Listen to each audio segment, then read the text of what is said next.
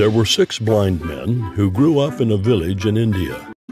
The men were curious about many of the stories they heard, but they were most curious about elephants.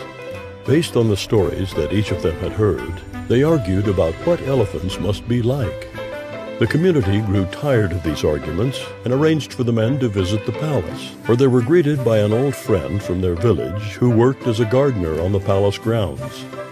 Their friend led them to the courtyard. There stood an elephant.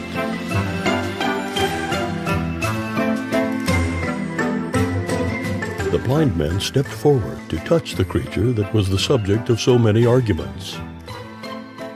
The first blind man reached out and touched the side of the huge animal.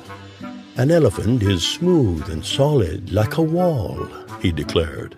"It must be very powerful." The second blind man put his hand on the elephant's limb or trunk. "An elephant is like a giant snake," he announced. The third blind man felt the elephant's pointed tusk. "I was right," he decided. "This creature is as sharp and deadly as a spear." The fourth blind man touched one of the elephant's 4 legs.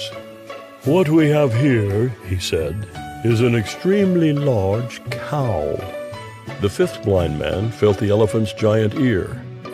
"I believe an elephant is like a huge fan, or maybe a magic carpet that can fly over mountains and treetops," he said. The sixth blind man gave a tug on the elephant's coarse tail. "Why, this is nothing more than a piece of old rope. Dangerous indeed," he scoffed. Their argument continued, and their shouts grew louder and louder. "Wall! Snake! Spear! Cow! Carpet! Rope!"